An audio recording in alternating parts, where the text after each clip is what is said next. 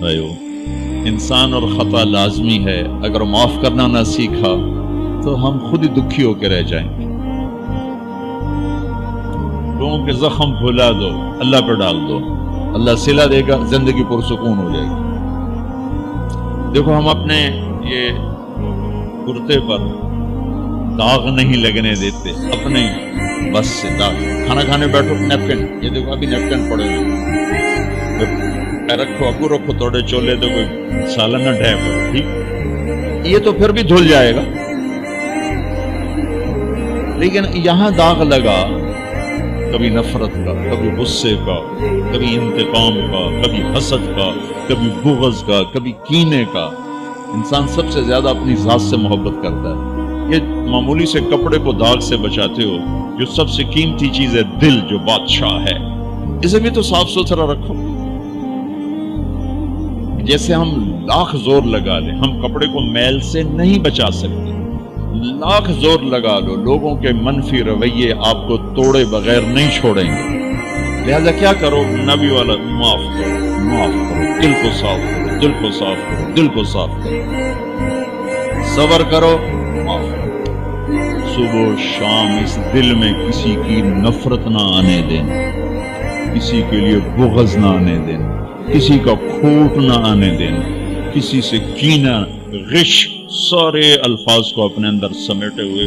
اور میرے نبی کی عجیب بات، لے احد، لے احد، لے احد، کسی بھی انسان، مسلمان نہیں کہا، مومن نہیں کہا، نیک آدمی، نیک عورت نہیں، کسی بھی انسان، لے احدن۔ آج لے احد 7 ارب انسانوں پہ بولا جا رہا ہے۔ میرے نبی فرما رہے ہیں، میرے بیٹے، دنیا کے تمام انسانوں سے دل صاف رکھنا، کیا ہوگا؟ کہیے تو جنت میں میرا ساتھی بن جائے۔ تو بھائیو بہنوں، ایمان کو مکمل کرنا ہے تو صبر کرنا سیکھو، معاف کرنا سیکھو، چپ رہنا سیکھو۔ ساز خاموش ہے، فریاد سے معمول ہے۔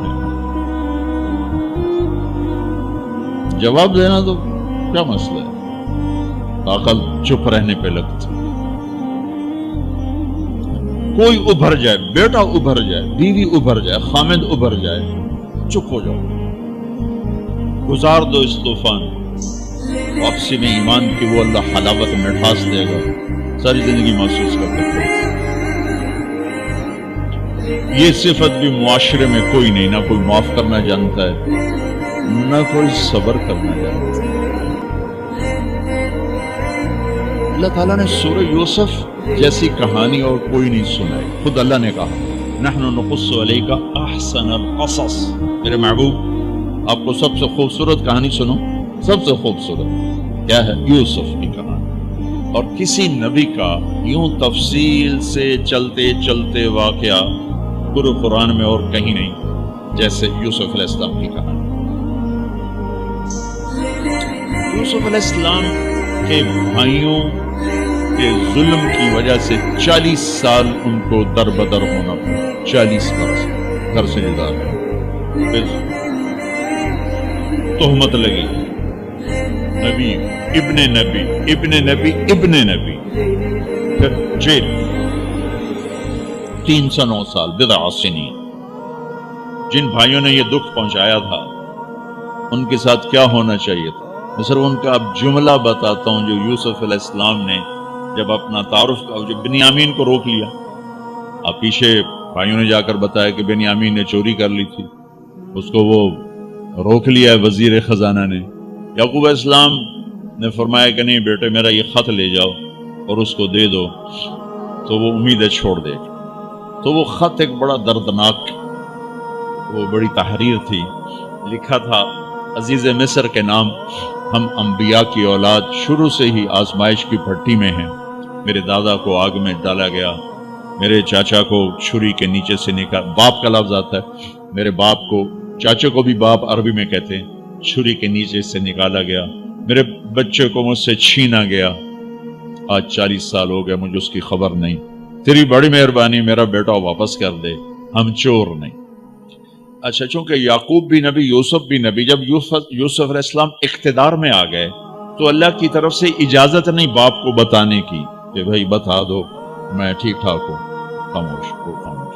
صبر پک رہا ہے پک رہا ہے پک رہا ہے. جب یوسف علیہ السلام نے خط پڑھا تو بہت روئے اور اللہ کی بارگاہ میں دعا مانگی، یا اللہ اب مجھے ملا دو، اپنے گھر والے ملا دو، کل مجھے بتا دو.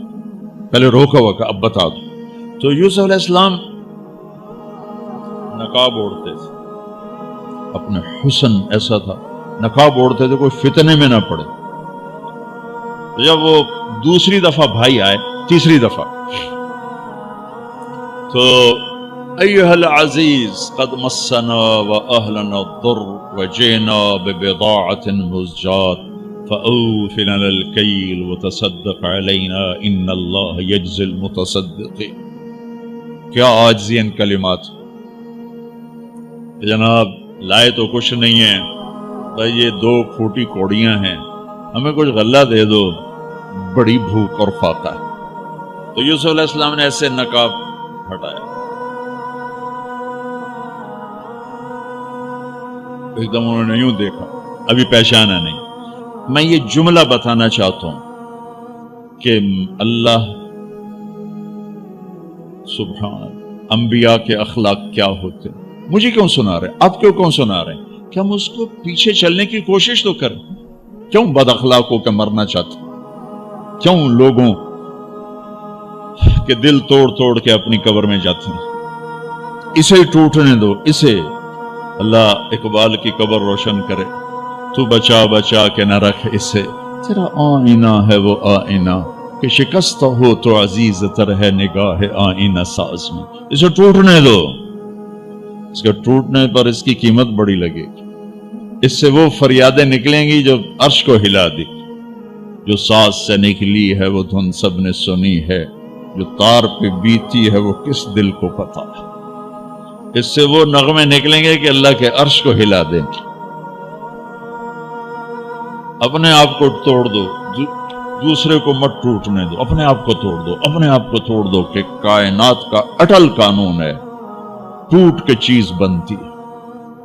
یہ کتنی دفعہ یہ توڑا گیا، پھر اسے جوڑا گیا، پھر یہ روڈ بنا ہے.